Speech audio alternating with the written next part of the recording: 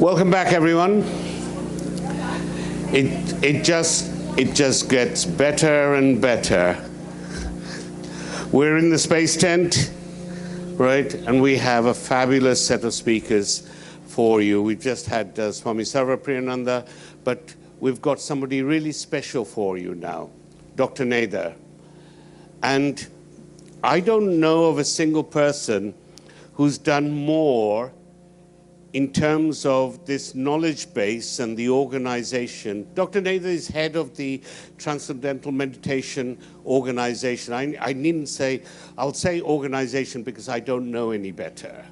They operate in 120 countries, right? Not just one or two, 120 countries. And the person who leads them is sitting in the chair in front of you.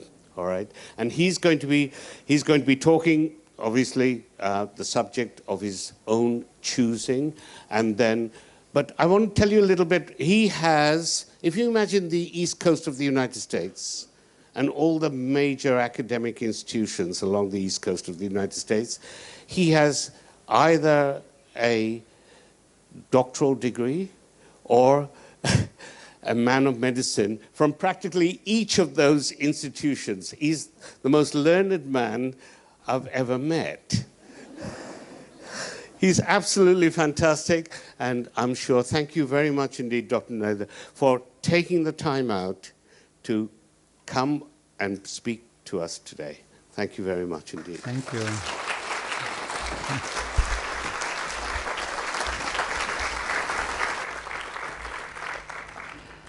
Wonderful to be with all of you. It's a joy to be here. This is discussion with already enlightened group.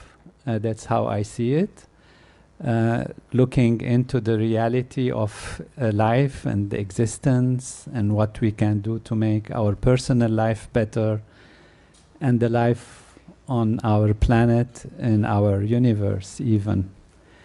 And that is from the field of mind and body and behavior and relations, as yoga embodies all of these values.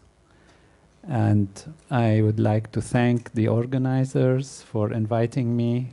It's a real joy. I know you have been through a lot of knowledge, and maybe many of the things we will discuss are familiar to you, but I would look forward that we have time to think together and ask questions and make it interactive. I'd like to have a theme though, and my theme, usually my discussion, which I'm working on in my podcasts, in my books, in my teachings and the teachings of our organization, are basically Vedantic. They are on the level of teaching that the ultimate reality is consciousness rather than matter. Now, you have heard a lot about this, I am sure, and I know the previous speakers are very much knowledgeable and great speakers in this field. I thought we can rather address questions about the importance of the Vedantic perception of reality and try to address what we can call the big questions in life. There are no questions, in my mind, that are unimportant. Every question is important. When you sit at a table and you want to say, I eat this chocolate or this cake or that thing, that is a question. It's an important question. There is a more important question than that. It's like, where do I see this in the perspective of my health? What is good for me now in terms of a short-term interest versus tomorrow, in a year, in 10 years, in terms of my long-term taking care of my well-being, my health. So that is a more important question on which that smaller question builds its meaning. Now, there are more important questions than that, is that why should I even take care of my health? Why we are here? And these become more and more fundamental and important questions in our life. Many times the big questions fade away from our awareness, and the main reason is that we don't really have answers to them in general. We ask them when we are generally in our teens and adolescents, discovering life and discovering things, and we ask big questions. Why are we here? What's the meaning of life? Are we free? Why there is suffering? Why there is sin? Who brought us here after all? These are the very big questions that we end up, all of us, kind of, generally all of us, not this group, kind of saying there are no answers, or the answers are based on subjective teachings or beliefs that we have been told in our schools, by our religious background. And often the answers are in a kind of mysterious, a little bit way. So I suggest we kind of try to spend this time answering some of these questions. And as we go along, why don't you yourself feel, do I have a question that I have never been able to answer? A question about existence, about being, about the nature of life, about anything. And then when we come to the time of question and answer, hopefully you can feel to ask me and challenge the knowledge that we are going to be discussing today and see whether we can come to some conclusions. So this put us in a framework of, as I speak and discuss with you, you are also wondering what's going on, where do I stand? And in this context, it's important to realize that we all have what we can call a world view, a worldview.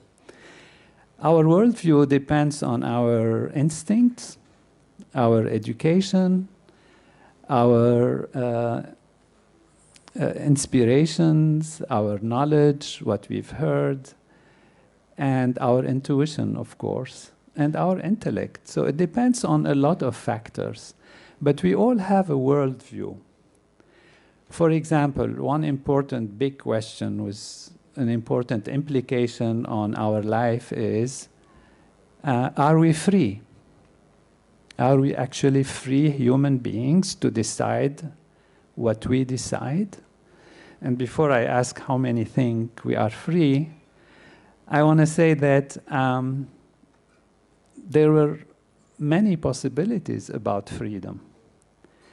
And I'd like to actually share with you my own experience and how my worldview personally developed.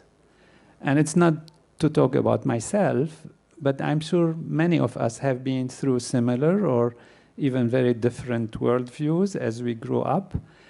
And it's good to review that, even though you must be very familiar with this. When I was at school, in my kind of background and education, I was told that, and I understood and actually believed, that there were two actual realities, ultimate realities in existence.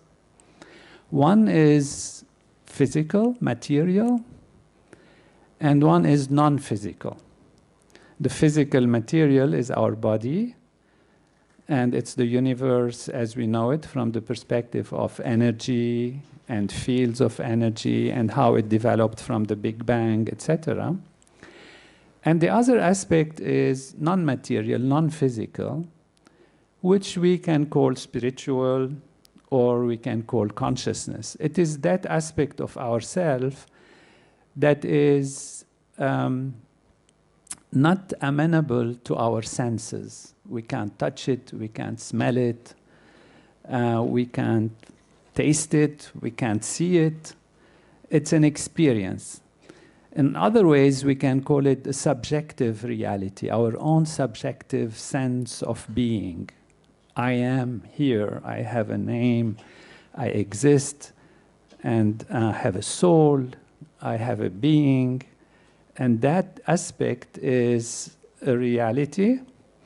And there is another reality, which is my physical reality, which is constantly changing, always changing, never the same, really. We know that, of course, from the physical reality. Even if you go to the level of the atoms, they're always moving and changing. The stone that you see, the mountain that you see, it looks to be the same for a long time, but it's constantly changing. Everything is constantly changing. So the physical is a field of change, of energy, and there is a field which is the spiritual field, which we can call our soul or our consciousness, our being, something that's different. And as you know, this is the perception of duality or dualism. And from a philosophical perspective, there are two realities. And we remember Descartes, who in the Cartesian system, who was one of the first to say, there are these two realities and they somehow interact with each other. We don't know how they do it, but they somehow interact with each other. Now, there are entities in reality, according to the dualism perspective, at least at that time when I was being taught, and in many, many kinds of beliefs, there are entities that are purely physical, material, and for this, obviously, the stones, the mountain, and they consider also the trees and even the animals. And there are entities that can be purely spiritual, like angels or demons. And those exist also. So reality had these kind of general categories. Now, I was also taught that the spiritual is something that takes us up towards heaven, towards higher values. We can surmount our physical needs and our physical pleasures and limitations and get into something that elevates us. Whereas the physical is something that actually brings us to the earth, brings us down, and its pleasures and its realities take us more on a kind of what we used to call the animal kind of thing. Now, at that time, also, this worldview led to the understanding that animals and trees and reality and even environment, they don't have a spiritual content. So we have these three categories: humans, which have the two values, and animals and plants and objects that have only material existence, and then you have this spiritual beings which, you know, can be there and they have their own existence. So there are these realms, and in these realms there are these mixtures of things that are there. So this is how it came about that we can, as humans, actually dispose of the physical things for our own subsistence, for our own well-being, as we care, as we like, because they're just physical entities. That's why we dispose of the environment, we dispose of animals, we dispose of everything, the water, the air, and all of that, as we like to support us. They are only physical things after all, and they don't have a soul, they don't have a reality beyond their existence on a physical level. So this is dualism. Now, where this duality comes from, of course, there are different theories depending on your belief. Maybe there is a supernatural, because all of these actually are part of the natural reality of our existence. We have a mind, we have a physical reality, they are natural. But who brought them, who conducts them, who makes them work the way they do, what is their dynamics? There is a concept of supernatural powers. Some of these spiritual powers, of course, are considered supernatural also. But as we know, there is always the idea, the reality, the thought of a creative power, God or an entity that brings this forward and that actually manages it, that manages all of these aspects. And so this is one perception of reality.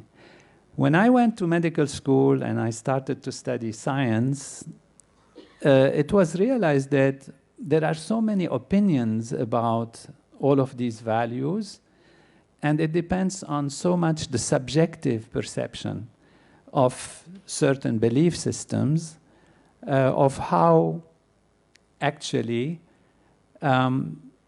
these interact with each other and what brings them, and even about the sense of the divine being maybe biased, maybe jealous, maybe happy, maybe makes their own decisions about reality.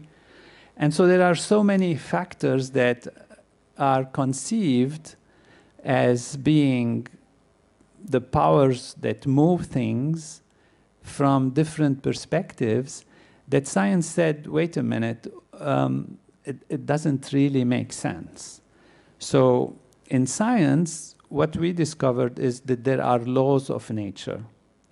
And these laws of nature are very specific. They are present everywhere. They conduct everything, and we can analyze the movement of the planets, we can analyze the movement of the stars, we can analyze our daily life, the relationship between nature and us, between our mind and body, from a very physical, objective, scientific way. And so science decided to put aside all that is called spiritual, or on the level of consciousness, and decide that actually it's the physical that is real, and everything else comes from the physical. So we have a nervous system. The nervous system starts working in a complex way, and it creates our mind, our language, our consciousness, and we call this emergent qualities that emerge from the physical reality. So science decided there is only one reality, not two, not spiritual and physical, but only one reality. And that reality is physical, is material. That's what we call monism, in contrast to dualism. So there is a monistic one entity.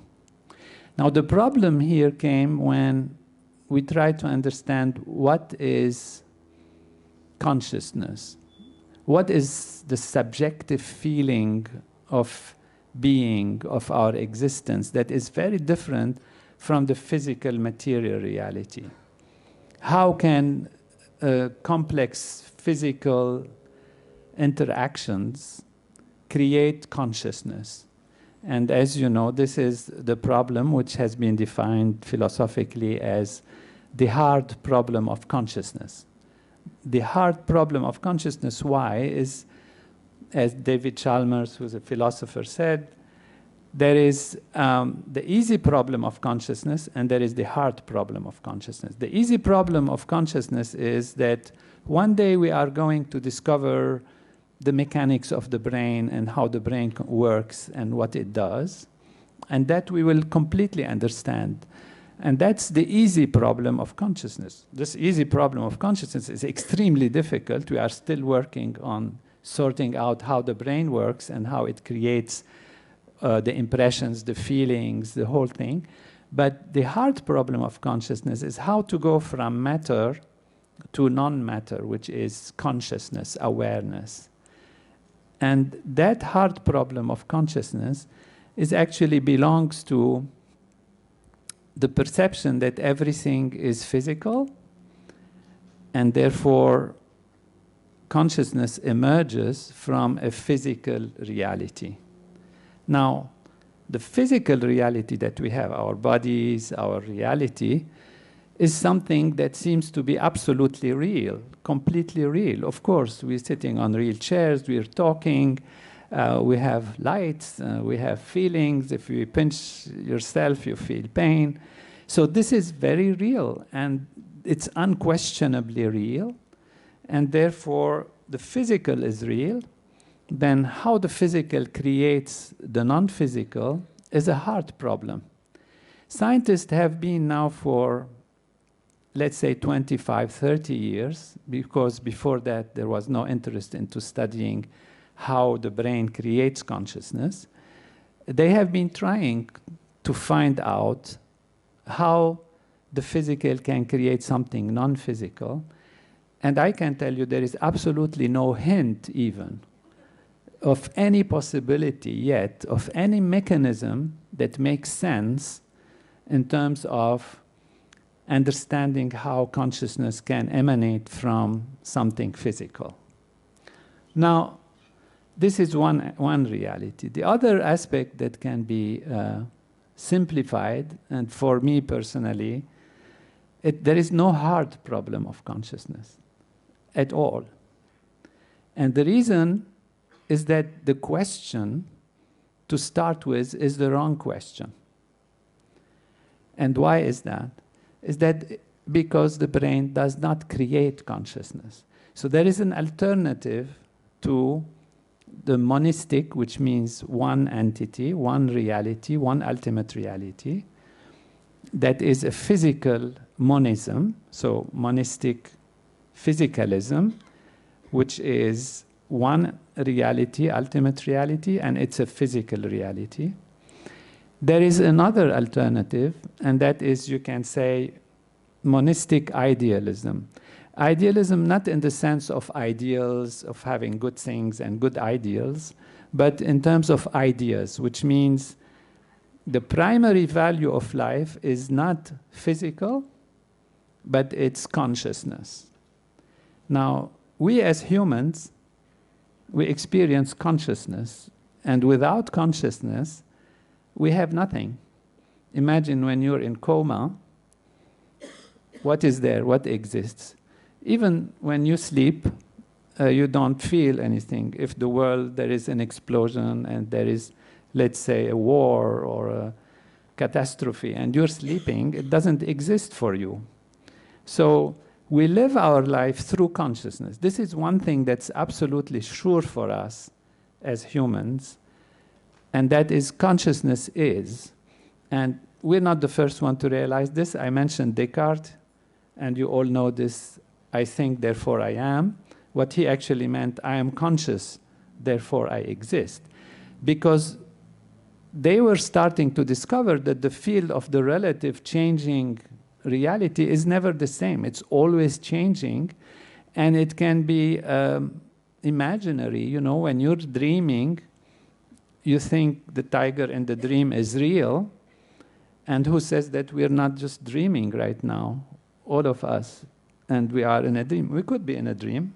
If you take a second and say, oh, you have to shake yourself and wonder, yeah, am I in a dream? Imagine you're in a dream. You could be in a dream. And actually, we are, in a sense, in a kind of a dream, because we are creating reality on the basis of how our nervous system works. So we see colors from red to violet. We don't see infrared. We don't see infrared or ultraviolet. We hear certain frequency of sound. We don't hear other frequencies of sound. So we are taking the world from only a certain level of perspective, and our brain, and science has shown that, reconstructs reality based on the brain itself and its way of working. And so what we call reality is very personal. It depends on our nervous system. What is the reality for a bird? What is the reality for a bat? What is the reality for a cat? What's the reality for a tree? It can be very different. Indeed, it is very different. So what we see reality really depends on how our system works. And that is to say that the one thing that is absolutely sure is our consciousness. Without consciousness, there is no sense of reality, and there is no reality. Now, everything else is, therefore, a color in consciousness, a quality in consciousness. So when we go through all of this, we find that there is another potential idea, which this is what Vedanta is and what you've heard about, and I'm repeating, it's okay to put it in a framework, is that actually consciousness is primary. So consciousness is all there is. I wrote an article about this in the mid 2000 something, 10 or so, and it was titled "Consciousness is all there is." So if you say consciousness is all there is, now you have a heart problem also. We had a heart problem of consciousness. Now we have a heart problem of physicalness, right? You know, we say consciousness is all there is, and it's a wonderful idea, and it's Vedantic, and they've been thought through. And there are many philosophers who say that consciousness is primary and consciousness is all there is, that there is no duality, in fact, but there is only one reality. But then how does the physical world come? And that is the hard problem of physicalness. And for me, this is how the problem should be formulated. Because the one thing we are sure about is we are conscious. Our interaction with the world is limited by our system and how it perceives the world. So it can all be a dream, and in reality, it is a kind of a dream, and the reality changes based on our consciousness. When you're drowsy, you see things different than when you're awake. When you're in a dream state, you experience certain reality which is not there when you are in a waking state. When you're in a waking state and you're very alert, you can see things from a certain perspective. And if you are not so alert, you see things from a more limited perspective. You're drowsy, you're not clear, you don't experience things in the same way. Your consciousness changes its colors. Now, everything we experience is actually a color in consciousness, a color of consciousness.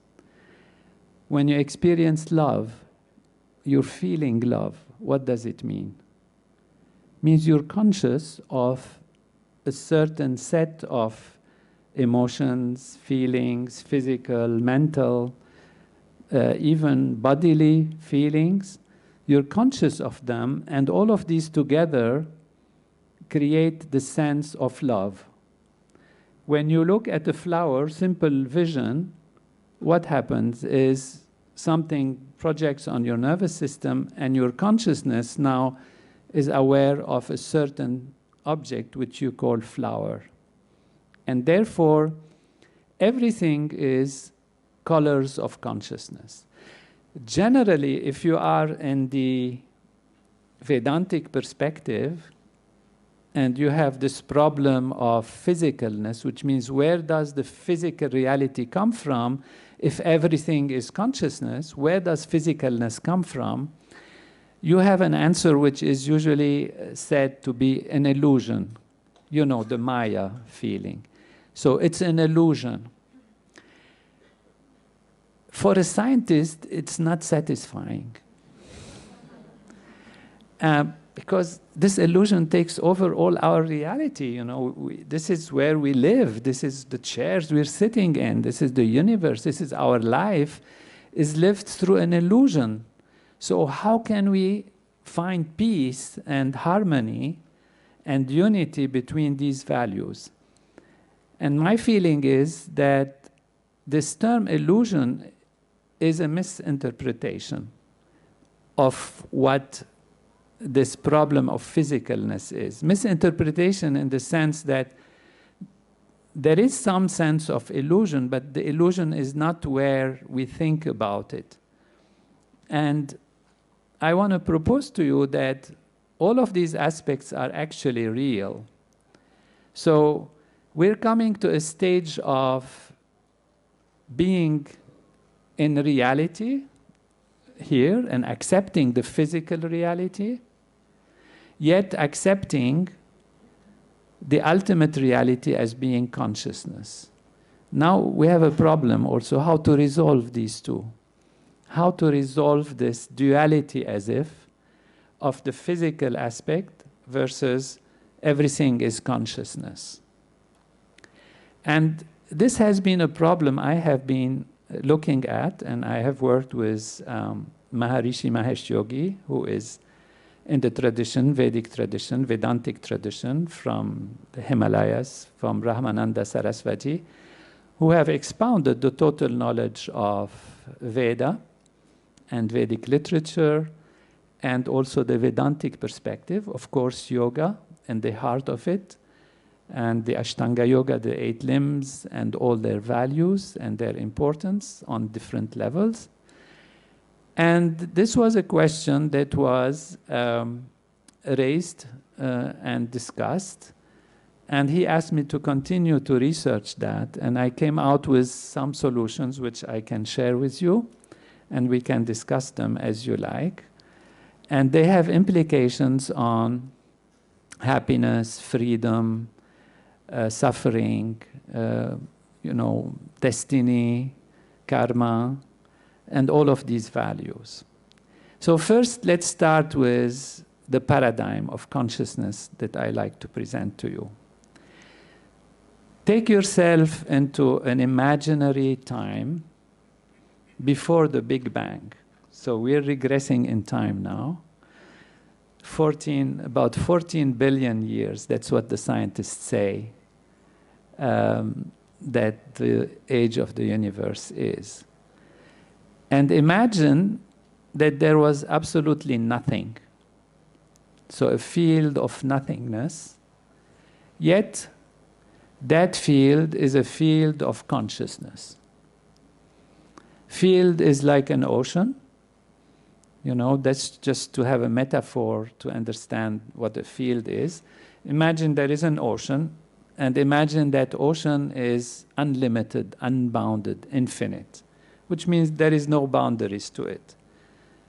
You might have questioned what happens after that or before that. We can answer that also. And the simple answer is, because it actually, in terms of physical reality, it is nothing, then you cannot ask where it starts. Because nothing starts nowhere, right? If I say there is nothing, you don't have a problem telling me where does nothing start. There is nothing. To start, there must be something. To be in time located somewhere, there must be something. Something from a physical perspective. But what we're saying is that it's nothing from a physical perspective. It's totally shunya, totally nothingness, absolute nothingness. And yet it's consciousness. So that is the ultimate reality, which we can call the unbounded ocean of consciousness. One unlimited, non-bound ocean of consciousness. Now, I'm calling it consciousness, of course, and that has a reason, because it is consciousness, as the Vedantic and Vedic perspective says, the yogic true ultimate reality. It's called Sat Chit Ananda. It's a field of pure, true consciousness, and they add Ananda. Ananda, of course, as you know, means bliss. And what does it mean, bliss, if it's just consciousness and nothing else? Bliss is the result of fulfillment, that there is nothing missing. When you're happy, is that you have something that fulfills you. When you're totally fulfilled and there is nothing missing in your life, there is nothing you are feeling is lacking, there is total fulfillment on every level, we can call this bliss. And since that field is all by itself, it is limited by nothing, it is unbounded, and it is consciousness, pure being, it has that quality of being bliss, being absolute fullness. Nothing is missing. Good, fine, we started there. So, where do we go from there? Well, we have consciousness. So the question comes, what is it conscious of? What is it conscious of? What could it be conscious of? Anyone? Itself. Right. So it's only conscious of itself. But consciousness means there is somebody who is conscious of something, right? When we are conscious of something. Therefore, there is a flavor is created of a knower or a person or an entity that is conscious of an object of which it is conscious. So this is what we call a self-reflective aspect of this reality of consciousness. It looks at itself. It turns back onto itself. And in the Vedic literature, it is described that it goes back onto itself. Nivartadvam, go back onto the self. Go back on itself. So by curving back on itself, it creates the three values of observer, observed, and process of observation. It is observing itself, yet in one mode it is the observer, in another mode it is the object of observation. And if there is an object and an observer, they must be connected to each other somehow. And that connecting value is a process of observing. Thus you have three values in the oneness of pure being. And this is the beginning of what we can call a moment of awareness, a moment of consciousness. I have called it a bit of consciousness, borrowing the term bit from the computer science bits, not from a bit, a small amount, but just a moment of experience, a bit of consciousness. So there is a bit of consciousness, and that will be helpful for us to start understanding how the actual universe emerges. And so reality, in fact, is a moment in which you experience something. A moment of experience. It's a bit of consciousness, a moment of experience. And the first moment of experience is the first bit of consciousness, where this unbounded consciousness experiences itself to exist. So pure existence starts to actually physically, in a sense, between quotation marks, not physically, I shouldn't use that term at this time, it starts to exist by the effect of it observing itself. When it observes itself, it knows it exists. Any problems with that? If you want to say something exists, it must be something acknowledges the existence. So it is consciousness, therefore what is its nature? Its nature is to be conscious. What is it conscious of? There is nothing else by itself except itself. So it is conscious of itself, yet being conscious of oneself automatically means there is an observer, a process of observation, and observed, the three values. So the Trinity in oneness emerges from that oneness without stopping from being oneness. It remains oneness. By its nature, it curves on itself and experiences itself as an existent aspect of reality, and therefore recognizing its own existence means it has three values in it. This has been taken by some traditions, as we know, 3-in-1, Trinity, in the Veda, and in other belief systems and traditions also. And that is how we can explain this fundamental curving back onto oneself. And curving back onto itself, then it sees these three values.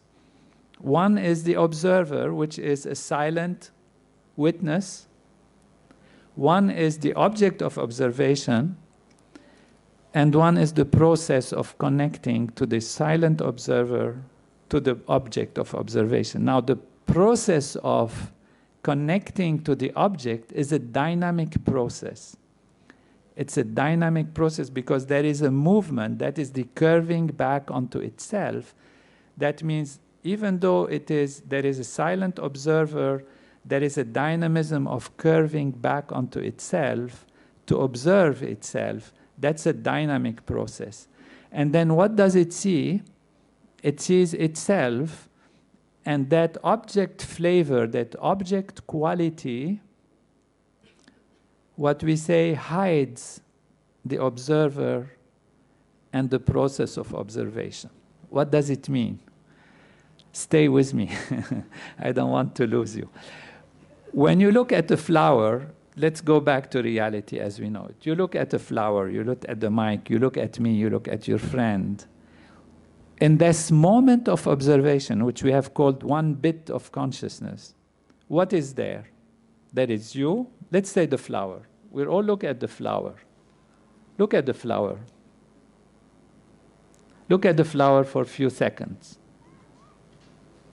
Forget about me and what I'm saying. Just see the flower. Everybody saw the flower? Now try to remember that when you saw the flower, did you think of yourself or where you are and why you are here or what am I saying?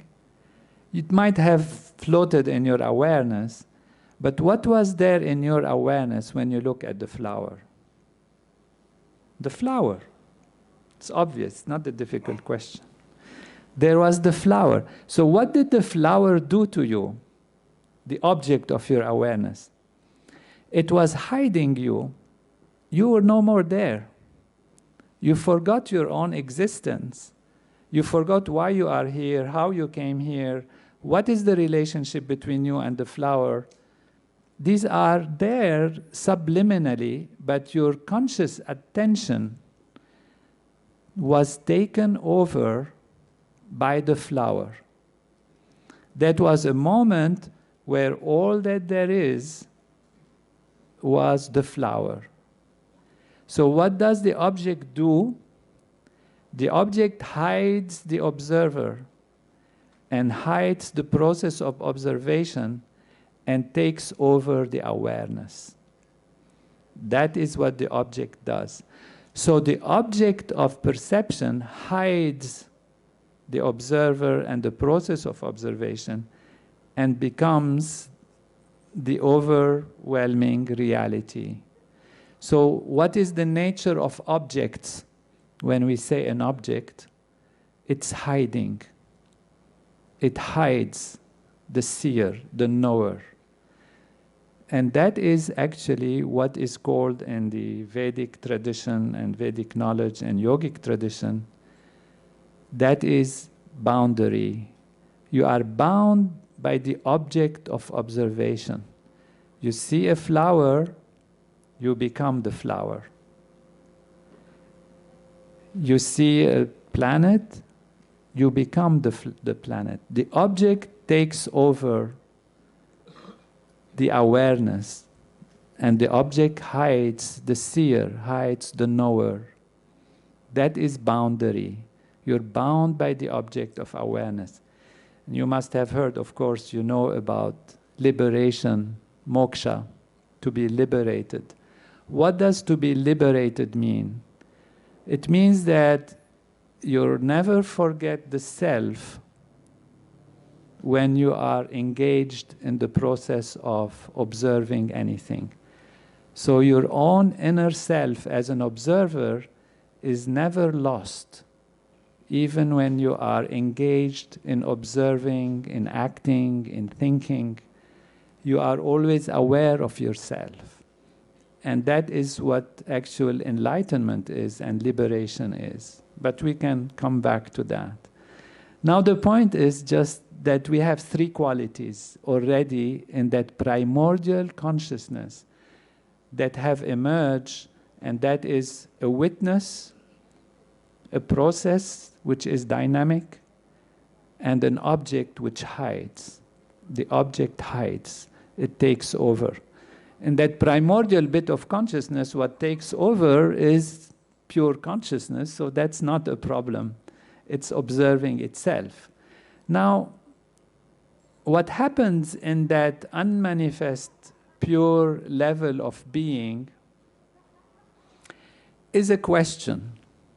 To what extent we can hide? To what extent there is silence?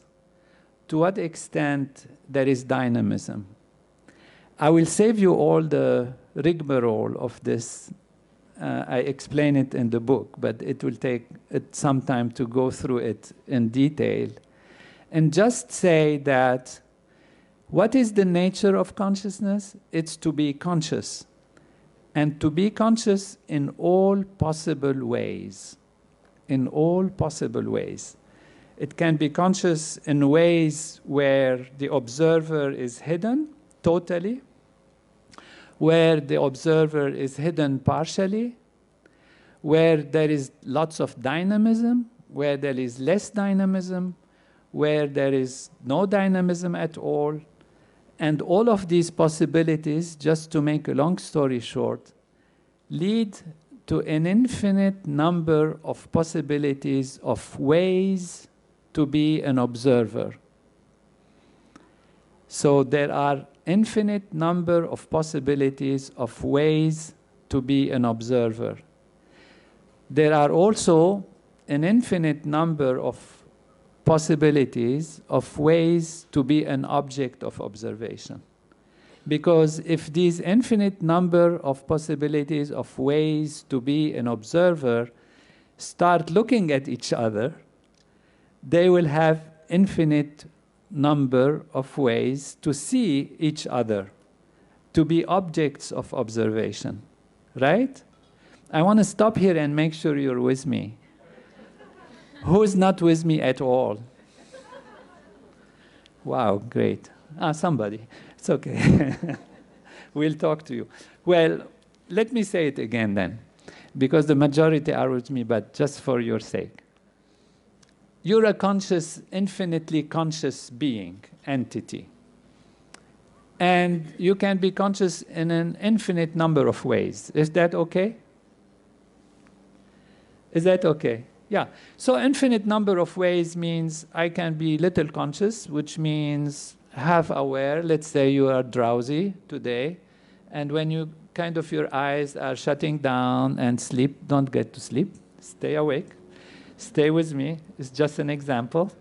When you're a little drowsy, your eyes focus only on one aspect, maybe one word of what I say. Or maybe you drift and you see the flowers, and you're seeing the flower. Or maybe you drift and you are conscious of a thought or a memory that happened or a feeling that you have or something that's happening that you want to do. Or what I'm saying is so boring, you're just thinking, how can I get out of this room without being, embarrassed or embarrassing the speaker? So, these thoughts can come, and your consciousness can go to all of these, right? So these are different ways, even for us as humans, to be conscious and to be conscious of objects. Now, imagine this amazing, unbelievable, unbounded, huge consciousness. How many ways it can be conscious? Infinite number of ways, much more than us, because it's pure being, pure consciousness, and it plays within itself. Imagine an author wanting to write a novel or a book or a story, and they start imagining things. And that imagination can take them anywhere. They can think of unicorns, they can think of Aphrodite and of Zeus and of anything they like to imagine in any color and any shape. They can imagine anything, right? So imagine that this consciousness, which is sitting there kind of by itself, playing with itself, curving back on itself, and imagining, like an author imagining things.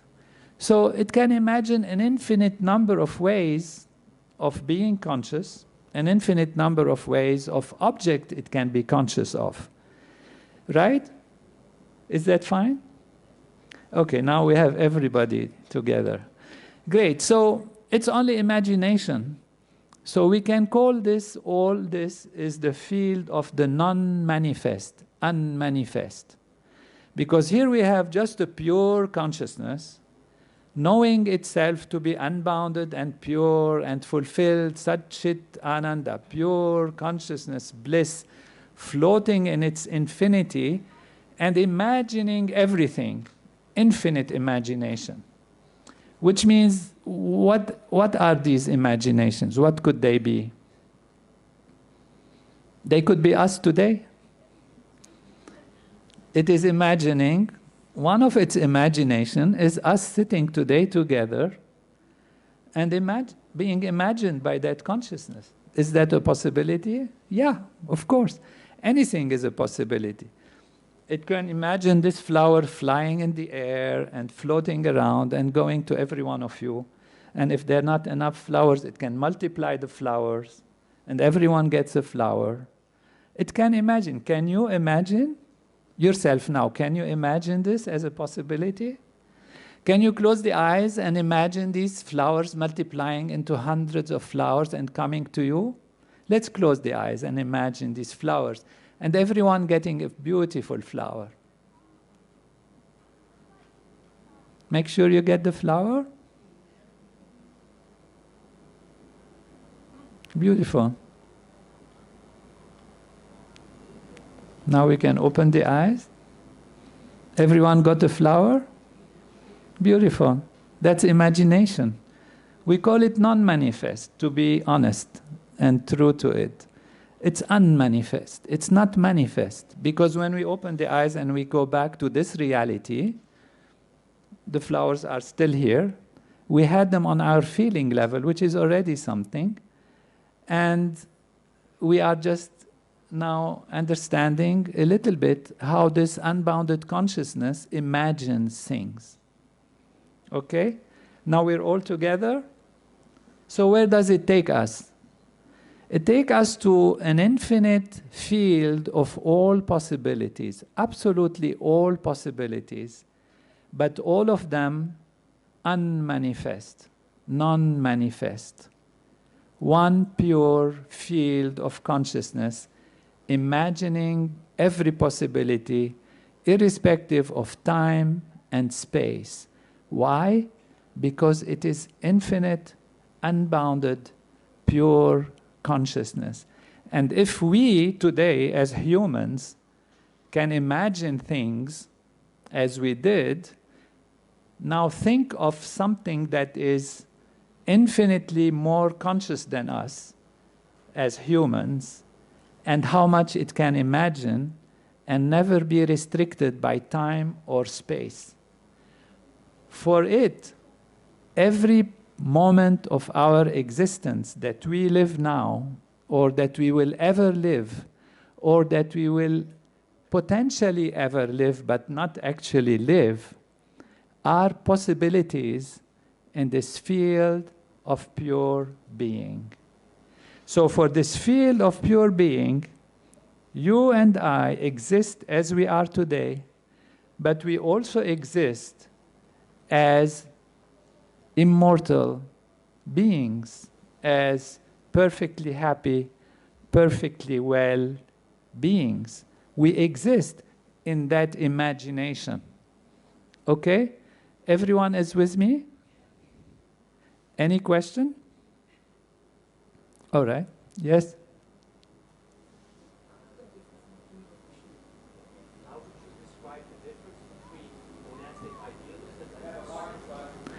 How could describe the difference between monastic idealism and solipsism? Well, solipsism is you feel that you're the only one who is conscious and everything else is not, in a sense. Or you cannot say that anything is conscious other than yourself. And so it's different from monastic idealism, where you're just saying that everything is consciousness and there is no other entity than consciousness.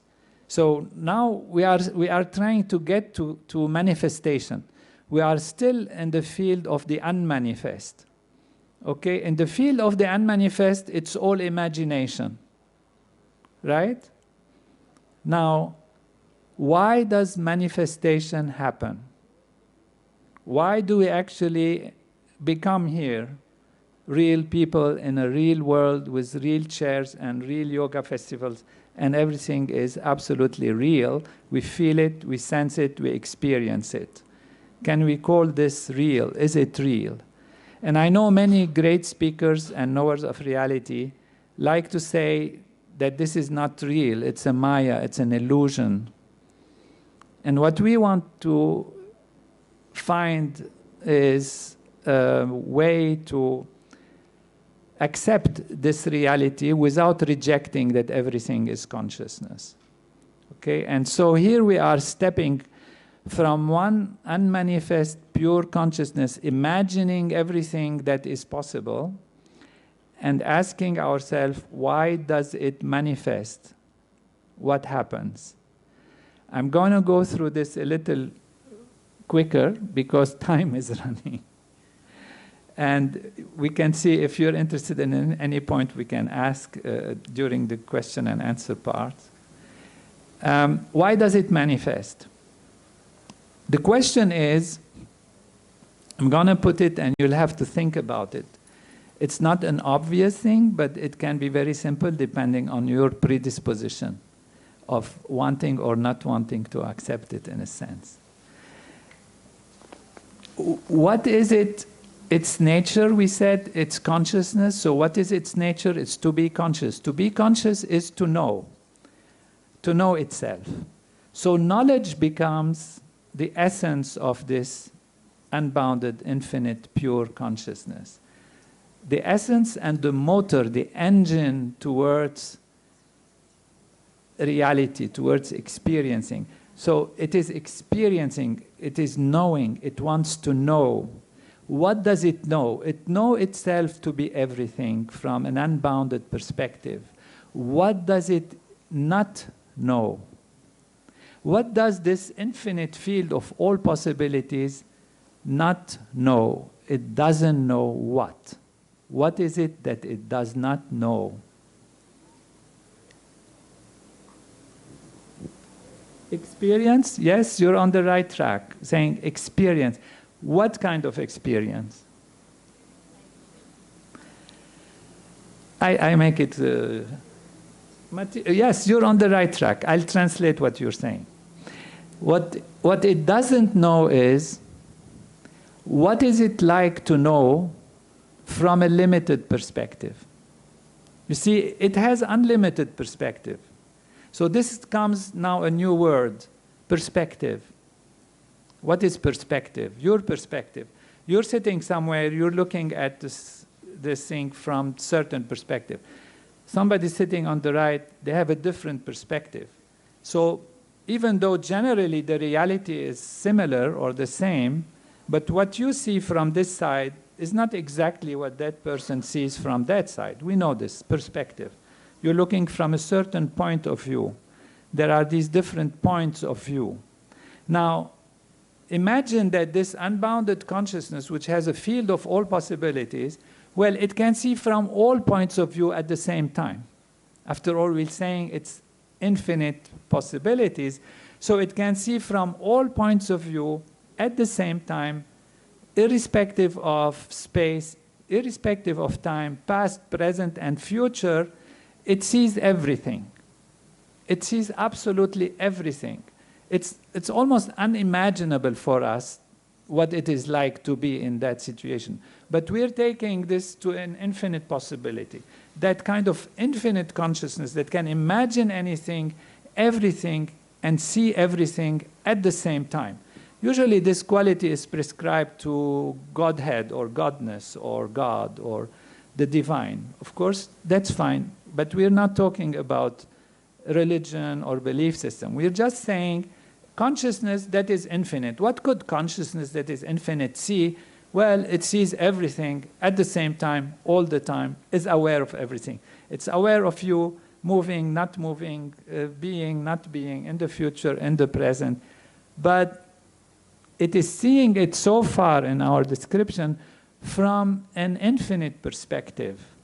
What it doesn't know, it's what it is like to be David or John or Lakshmi or Narayana or this or that. It doesn't know what it is like to be seeing from a limited perspective. Okay, take a moment to think about that. What it is like to be a cat. What is it like to be a cat? Let's say what it is like to be David. What it is like to be David? Well, David depends on David's consciousness, of course, but let's imagine David whose consciousness is a regular consciousness, a daily living, good person, doing things. Does David know that he is unbounded consciousness? No. If he is enlightened, he would know. But he's not enlightened. He is living a regular life in this Kali Yuga that we have. And he has a certain awareness. He doesn't know that he is actually in his true self, is pure being, is actually pure consciousness. He doesn't know. So that part is hidden from David, right? Well, in the unmanifest, pure consciousness doesn't know what it is like to be David, what it is like to be seeing things from a limited perspective, what it is like to be seeing things from the center stage perspective, the center audience, versus seeing things from the right side or from the left side, what it is like. What it is like to be seeing from a limited perspective. It doesn't know. In the unmanifest, the absolute pure being doesn't know what it is like to see from a limited perspective. Is this okay? Right. Yes?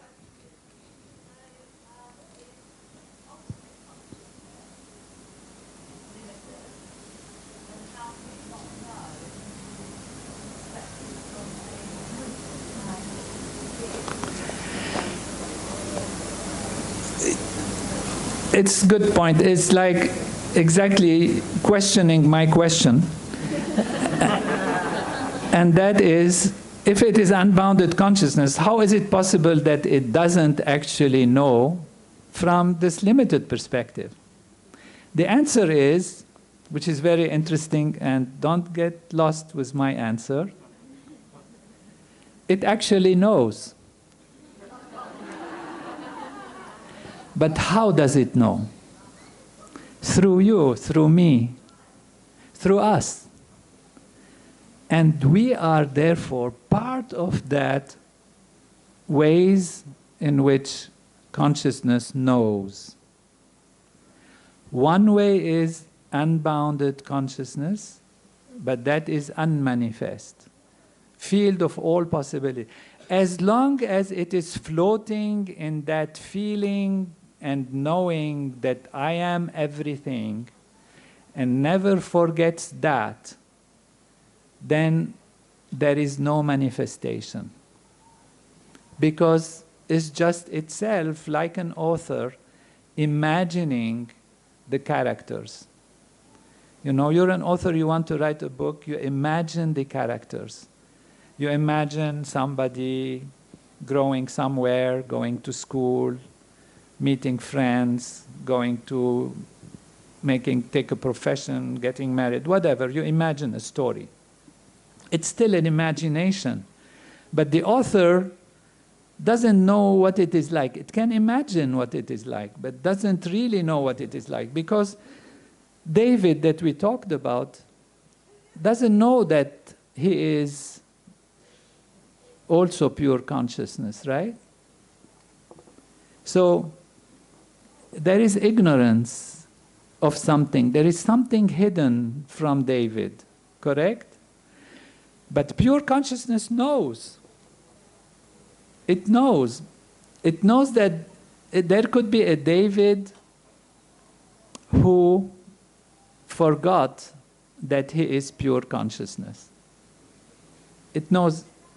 But what it is like for David to know, which means actually being in the shoes of David, right?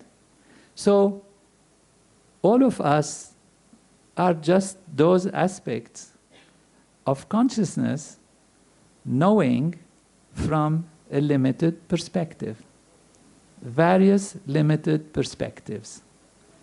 So we all are pure consciousness,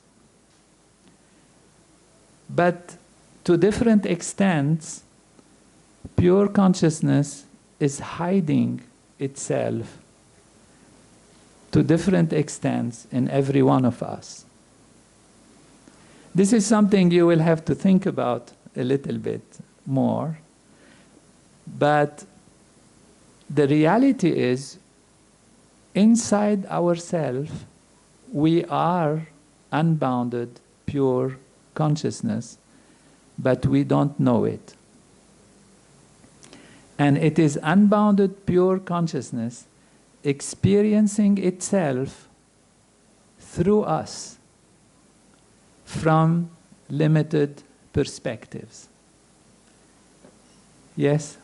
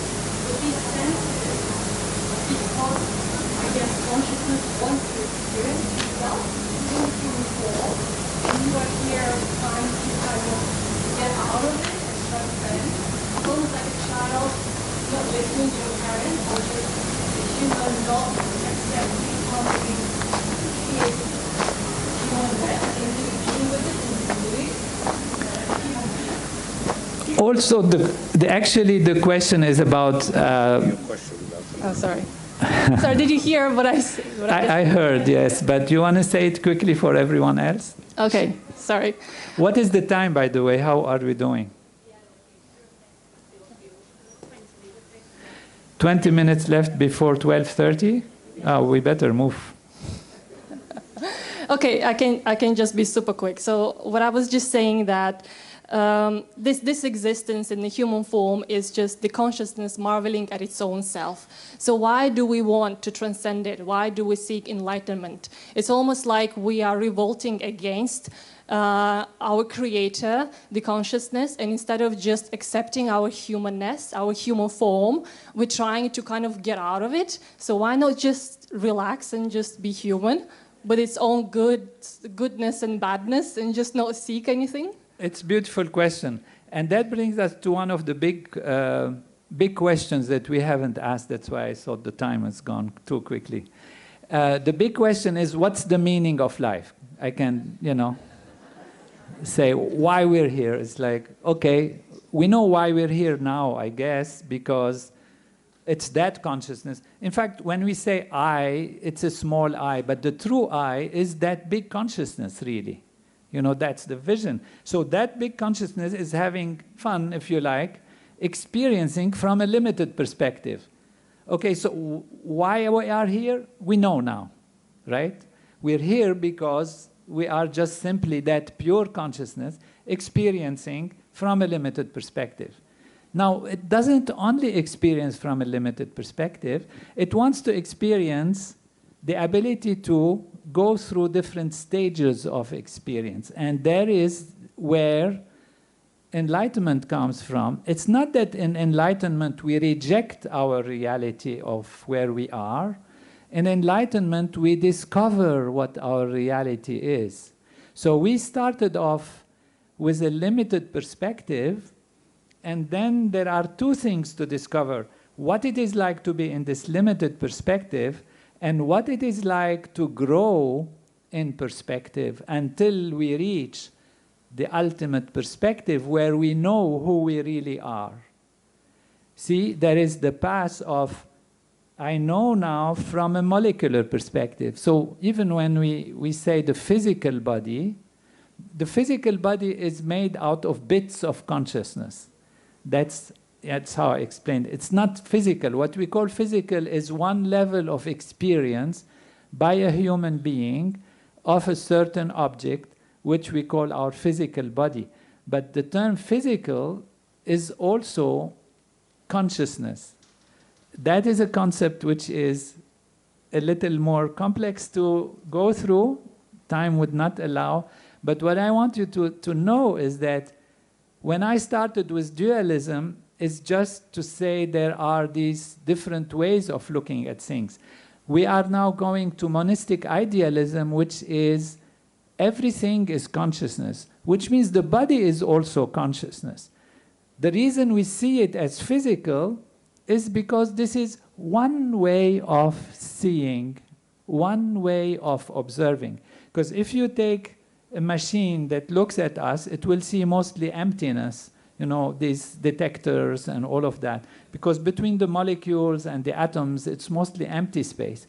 And even those elementary particles that constitute our atoms and molecules are actually waves in the ocean of fields. And this is what physics describes reality to be. So when we say we are physical, we are solid, we are structured here, this is one way of being an object. Remember, I said there are infinite ways of seeing, infinite ways of experiencing, infinite ways of being an observer, but there are also infinite ways of being observed, of being an object. And one of these ways is seeing things solidly, seeing things through a certain spectrum of light or certain spectrum of sound. And when you limit the seeing to a certain spectrum of sound, certain spectrum of light, certain possibilities, you see a physical structure. The physical structure is real from that perspective. So what is physical is only actually fluctuations of consciousness allowing itself to see from a certain perspective certain kinds of objects. Okay? So why do we reject the body? We don't at all reject the body. The body is a dynamics of consciousness that created us as we are. And in fact, one of my big research with Maharishi Mahesh Yogi was to compare the Vedic literature to the human physiology, and that's a whole long story, and to find that actually we are a replica of the Vedic literature. The brain, the association fibers are a replica of the yoga and yoga sutras and the chapters of yoga. We have 4 lobes in the brain. They correspond one-to-one to the 4 chapters of the book of yoga, Patanjali, and the sutras correspond to different parts of the brain. Nyaya, which has specific function and has specific structure, corresponds to our thalamus. Nyaya has 5 chapters. Our thalamus has 5 divisions. Nyaya has 16 principles of action. We don't need to go into them. And the thalamus has 16 nuclei, exactly like that. So the dynamics of consciousness are available in the dynamics of our physiology. Now, to go back to your questions, why do we reject? We shouldn't reject. We should accept, absolutely embrace all that we are, because this is what our consciousness is. And there is no conflict between mind and body, because the body is only an expression of consciousness. And it's one way of seeing ourselves.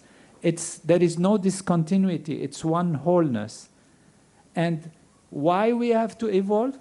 because we want to discover who we are. So when we started as an atom, not us, I mean atoms and molecules, they are also consciousness, but with very limited perspective. Trees are also consciousness, with bigger perspectives than the atoms. Animals are also consciousness, with bigger perspective than trees. Humans are consciousness, with a bigger perspective than some animals, at least. And hopefully all animals. But, and like that, artificial intelligence is coming now. It's also consciousness. It's absolutely consciousness, and it can have a bigger perspective. So we have to be careful, and that is something I wanted also to address. And now I'm going to move a little faster because time is running. So at least this basis is there, and I invite you to think about it and discuss it. So what is the purpose of life? These are the big questions. The first big question we answered, hopefully to your satisfaction. Why are we here? Why manifestation happens? Why this unbounded field of pure being, happy and big and invincible and blissful, why would it bother to manifest? Why? Because it's nature. What is its nature? Is to be conscious, to know. It wants to know in all possible ways, and all possible ways include knowing from the perspective of an atom, knowing from the perspective of a tree, knowing from the perspective of a human being, and even higher. And that is knowledge. That is the purpose. Now, the second question is, what's the purpose of life? Why we are here? Simple answer, to discover who we are. And we pass through experiences, perspective after perspective, experience after experience, until we discover that we are pure consciousness. And this you can do through life, through living, through experiencing, through studying, through understanding, through doing physics or chemistry or whatever. You can also do through transcending. And there is a technology in yoga, and that is the beauty of the practical part of yoga, that is bringing together all the different parts of our physiology to make us go beyond the ignorance of who we are and discover who we are. Now, the way to discover who we are, and that's what we teach in transcendental meditation, is to go beyond the layers of consciousness to the subtle and more subtle and the subtlest level of our being. That's what we call transcend, which means to go beyond the surface value of experience and experience our true self directly. And that is how you establish in yourself who you are, and that is how you start seeing from a broader perspective. And that's what we have seen with people who practice transcendental meditation. They naturally start experiencing from broader perspective. They naturally start seeing unity in diversity because they understand that everything is consciousness, not only on the intellectual level, but on the direct experiential level within themselves. You discover, I am everything. Aham Brahmasmi. Sarvam Kalvidam Brahm. Everything is totality. Everything is wholeness. That intellectually we can study from physics and know the unified field and the quantum mechanics and all of that, which is wonderful, but that's only intellectual. We can study it philosophically and analyze things as we're analyzing now, but we can most importantly directly experiencing, and that is transcending. So transcending is a powerful technique. It is part of the yogic samadhi, establishing, you know, the last limb of yoga.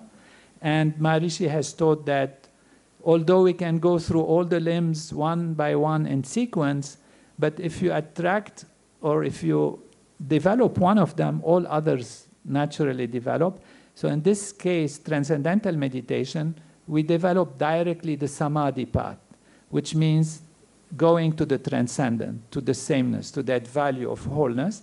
And that is the mental technique that we teach in our centers. And the results are that all the other aspects of yoga develop.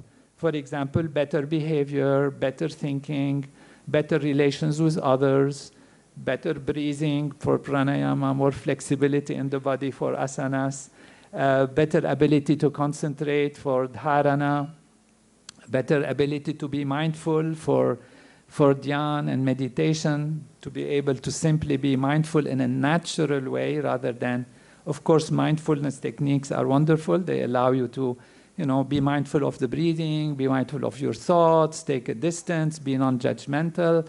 All of these are beautiful, but if the mind is busy and full of stress, then you find yourself having to fight yourself a little bit. So in transcendental meditation, the mind settles down and establishes itself in that pure consciousness and knows directly who you are. And by experiencing that and then acting, this gets established in your being. And this is where, when you look at the flower, you don't lose yourself. And that is what enlightenment is, and that is what liberation, moksha, is. You have freed yourself from the boundaries of the object that hides the reality. As we said, objects, they hide reality. And when you are in the transcendental and established in that all the time, reality is never lost to you. The objects are there, but you are also aware of yourself. What is great about this is that there is something called collective consciousness. And as humans, we have billions and billions of neurons, and each has its own kind of consciousness. We have trillions and trillions of cells. Each one has its own consciousness. And together they make our holistic consciousness. And in the same way, in society, we are individuals, but we create collective consciousness. And that collective consciousness influences our leaders and the decisions making, etc.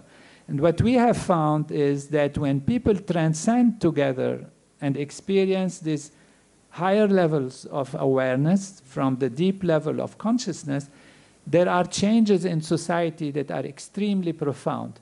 We have done more than 50 studies that are documented, that are supported, by great scientists, that are evidence-based, and many of them have been published in the best journals, statistically, that show when people come together, like you're coming, and transcend, they go to that field which awakens in society a higher level of consciousness. And what you see is real changes: decrease in crime rate, decrease in conflict, decrease in accidents of the road, decrease in hospital admissions. And we have traced this in a very, very precise way with the number of people, and actually have found a formula that actually scientifically fits, and that is the square root of 1% of any population that practices these techniques. And again, this is scientific proof of the effectiveness of consciousness and group consciousness on transformation of society. So we are planning a big, large group soon, 10,000 people who practice these advanced techniques in order to make a difference actually in the situation in the world today, which is requiring that we look at things from a different perspective and will awaken. And we have inviting scientists to actually study it before, during, and after, because unfortunately what we have seen in previous studies is once the groups dismantle, the situation gradually go back to where they were before. So it's very important to maintain consciousness on the group level also, not just on the individual level, to create the effectiveness of this technique. So every one of you is invited to learn transcendental meditation and to actually come to this big gathering that we will have. We have planned it somewhere in the Middle East because of the problems in the region. And that probably will be either in Qatar, which is inviting us. Out of all places, you might think, why Qatar? They happen to be wanting to open to the world. They are well located, and hopefully they will help also to facilitate financially because they're a powerful country. But if it doesn't work there, we might do it in other places in which we want people of all nations of the whole world to come together, and we have large groups to practice these technologies of consciousness together and create the effect. So These are some of the things we are doing, and I rushed at the end because time was going, but I'm happy to stay for those who like to stay with us. Go ahead. I think covered on the data, and I want to ask the question, how what you say that consciousness and all that relates to consciousness, how does that relate with Dharma, the universal law, and Dharma and karma. Yes, and the Bhagavad Gita. Well, for the Bhagavad Gita, it's very clear that there is that unbounded consciousness, which in the Bhagavad Gita is Krishna. And Krishna says, Aham Brahmasmi, and Sarvam Kalvidam Brahm, and Tattvamasi, thou art that, everything is that. And it's very clearly explained that all of this reality is based on pure consciousness, and that Krishna describes when he opens his mouth to show to Arjuna, that Arjuna is bewildered and sees everything, past, present, and future, in his mouth. And so this is completely in tune with the system, with the Bhagavad Gita. And dharma is vocation. Vocation, in a sense, is and natural law and laws of nature, and it leads us to freedom and action and reaction. And in terms of freedom, because that's a question that I asked at the beginning, I'll give you the answer without the explanation. We are all free. And one of the reasons why we are free is that consciousness wants to see from a true limited perspective. We came back to that principle. And therefore, it cannot force the limited perspective to think and act in any way, otherwise it would not truly be knowing from a limited perspective. That's a big statement, you'll have to think about it, but in it is freedom. The bottom line is we are free. However, we are free to do within the constraints of our previous actions. We are also free within these constraints to make a decision, but we are not free to change the outcome of our decision.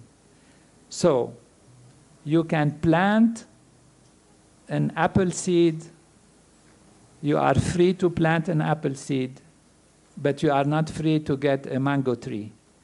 Once you plant the apple seed, you're gonna get an apple tree. Okay, now, can you change the thing on your way? Yes, you can. How? Well, when the apple tree grows and brings apples, if you like mangoes, you take your apples to the market, you sell them, and you buy mangoes. So you can always change your destiny, but there are constraints, there are rules, and that's the rules of karma. Now, based on what happens to you and what your actions have been, you will find yourself with certain level of freedom and certain level of constraints. This is what determines your dharma.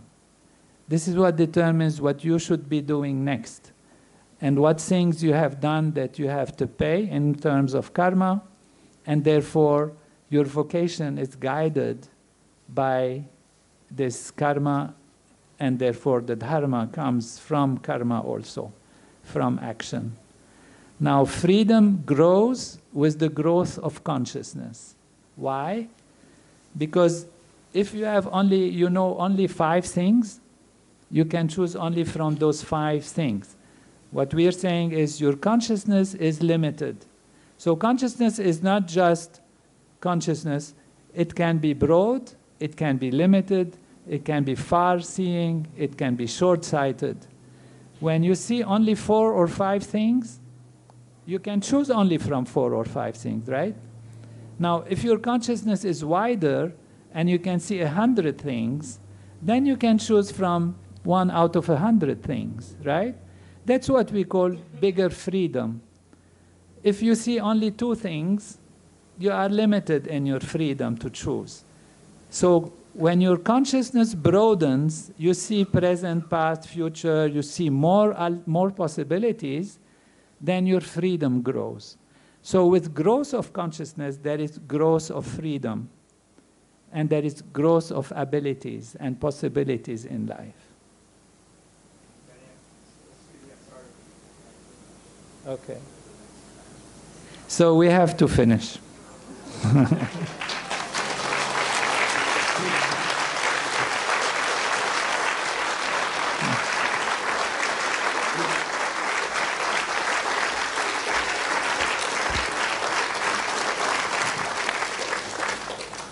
I did warn you.